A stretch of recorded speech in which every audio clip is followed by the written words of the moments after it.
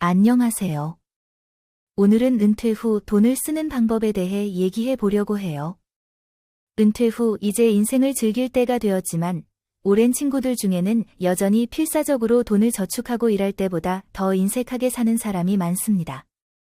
은퇴 후 너무 많은 돈을 저축하면 득보다 실이 많은 이유에 대해 이야기해 보겠습니다.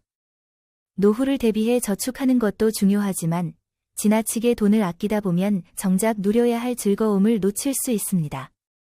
돈은 결국 쓰기 위해 존재하는 것이지 모아두기만 한다고 가치가 생기는 것은 아닙니다. 지나치게 절약하다 보면 여행, 취미, 가족과의 외식 같은 소소한 행복을 포기하게 되고 결국 삶의 질이 떨어질 수밖에 없습니다. 또한 시간이 지날수록 건강이 나빠질 수도 있는데 돈이 많아도 건강이 따라주지 않으면 제대로 사용할 기회조차 없을 수도 있습니다. 은퇴 후에는 현명한 소비가 필요합니다. 자신이 오랫동안 꿈꿔왔던 것들을 경험하고 소중한 사람들과 시간을 보내는 것이야말로 진정한 행복입니다. 저축도 중요하지만 너무 아끼기만 하면 돈이 아니라 행복을 잃을 수도 있다는 점을 기억해야 합니다. 제 주변에 실제 사례가 있습니다. 전직 중학교 교장이었던 황 선생님은 돈을 아끼기 위해 매일 식사를 대충 하다가 위암에 걸렸습니다. 돈이 아까워 건강검진도 받지 않아서 결국 너무 늦게 발견해서 65세에 돌아가셨습니다. 선생님의 은행 통장에는 몇억 원이 있었지만 그 돈은 결국 한 푼도 써보지도 못했습니다. 사실 은퇴 후 가장 중요한 일은 돈을 저축하는 것이 아니라 올바른 곳에 돈을 쓰는 것입니다. 많은 사람들이 은퇴 후에도 돈을 써야 한다는 사실보다 계속해서 모아야 한다는 생각에 사로잡혀 있습니다. 물론 무분별한 소비는 경계해야 하지만 지나치게 절약만 하다 보면 정작 삶을 풍요롭게 만들어줄 기회를 놓칠 수도 있습니다. 올바른 소비란 단순히 돈을 많이 쓰는 것이 아니라 자신과 주변 사람들에게 가치를 더해주는 곳에 투자하는 것입니다. 예를 들어 여행을 통해 새로운 경험을 쌓고 건강을 위해 적절한 운동과 식습관에 투자하며 가족이나 친구들과의 관계를 돈독히 하기 위해 식사나 여가 활동에 지출하는 것이 그 예입니다. 이러한 소비는 단순한 돈의 지출이 아니라 삶을 더 풍성하게 만드는 투자라고 할 수 있습니다.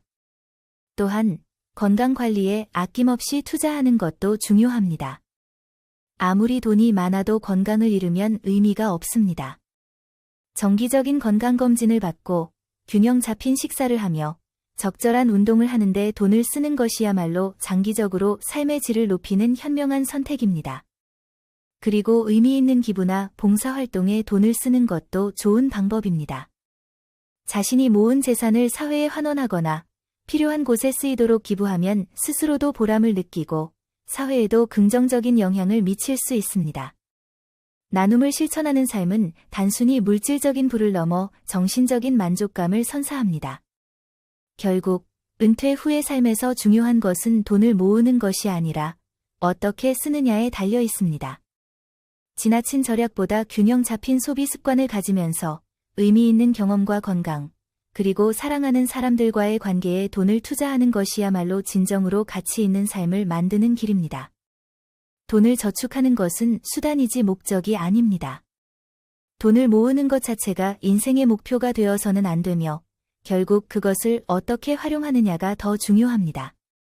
은퇴 후에는 자신을 위해 돈을 쓰는 것이 필요합니다. 그동안 열심히 일하며 쌓아온 재산을 활용해 여행을 떠나고 새로운 취미를 배우고 가족과 좋은 시간을 보내는 것이야말로 저축의 진정한 의미를 찾는 길입니다.